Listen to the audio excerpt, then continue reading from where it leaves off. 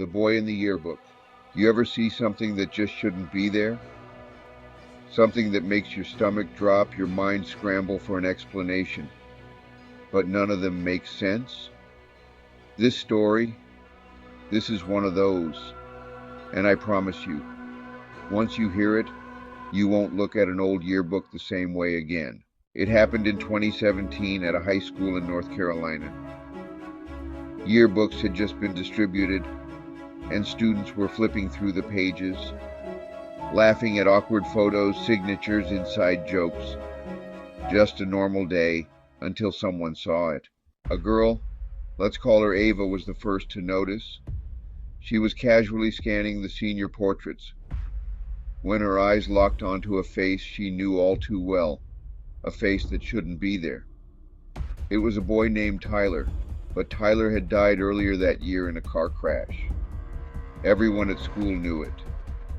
There'd been memorial posts, a candlelight vigil. His locker turned into a tribute. He was gone. So why was his photo there? Ava felt a chill crawl up her spine. Maybe she was imagining things. She glanced at the name under the picture, Tyler Reynolds.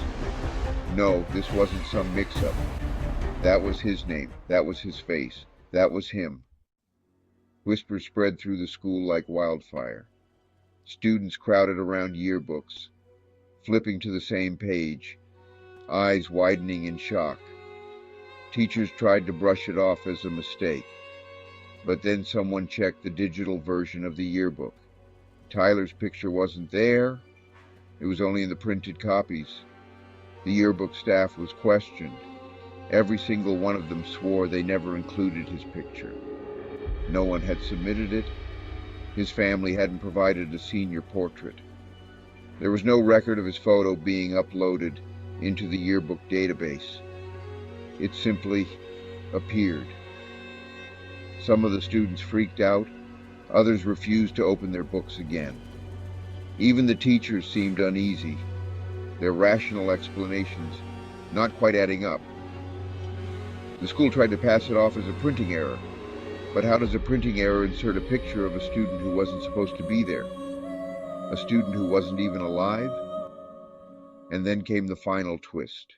One of Tyler's close friends, let's call him Jake, had been avoiding looking at the picture, said it was too weird, too painful, but eventually curiosity got the best of him. He stared at it for a long time, then his hands started shaking. "That's not the picture we took," he muttered. Others gathered around.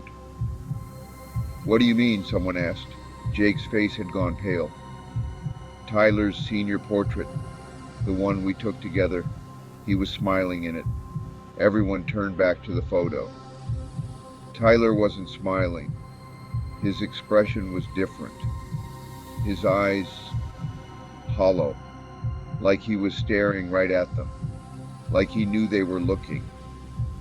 One by one, students started closing their yearbooks, shoving them into lockers, backpacks, anywhere they wouldn't have to see that face again. The school never gave a real explanation.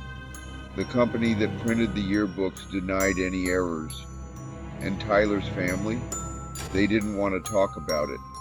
To this day, no one knows how that picture ended up there. No one knows why it was different. And no one kept their copy of that yearbook. Please don't forget to like, subscribe, and hit the notification bell for spine-chilling horror content. Please share with family and friends. The basement that shouldn't exist. Some things you wish you never found. Some places you wish you never stepped into.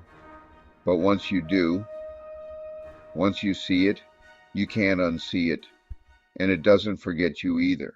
I was just a janitor, worked at the same high school in Ohio for over 15 years.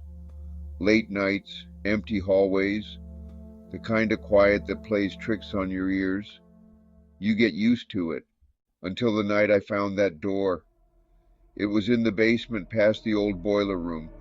I knew this place like the back of my hand. Every crack in the walls, every leak in the ceiling. but I swear to you that door wasn't there before.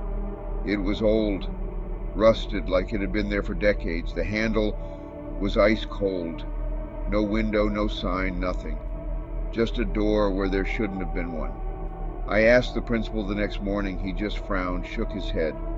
"What door?" he said. "The other janitor's?" Same thing. No one had ever seen it, but I had. So that night I went back, master key in hand. My fingers were shaking, but I told myself it was just nerves. Just an old forgotten room, right? I wish I never opened it. The smell hit me first. Stale, rotting, like something had been trapped inside for a long, long time.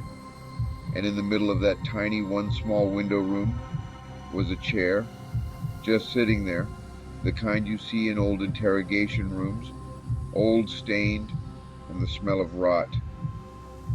The floor around it was covered in scratches, long, deep grooves, like someone had clawed at the concrete with their bare hands.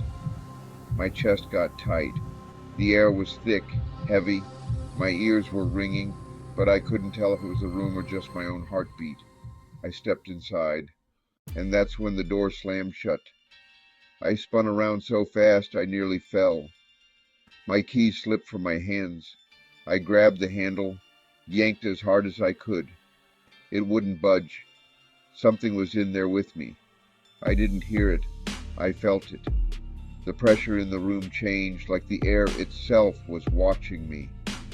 My skin prickled, every hair on my body standing up. And then a sound, not a voice, not a whisper, just a scratching, slow, deliberate, coming from inside the walls. I don't know how long I stood there frozen, but then, suddenly, the door flew open. I stumbled out, gasping for air, barely grabbing my keys as I ran. The next morning I told the school board, told them everything. You know what they did? They looked me in the eye and said, "There is no basement door." I quit that day. But before I left, I went back, just to see. The hallway was the same, the boiler room was the same, but the door was gone. Not locked, not blocked off, just gone, like it had never been there at all. But I know what I saw, I know what I heard, and if that room was meant to stay hidden, I should have never opened that door. Something should stay buried. Please don't forget to like, subscribe, and hit the notification bell for spine-chilling horror content. Please share with family and friends.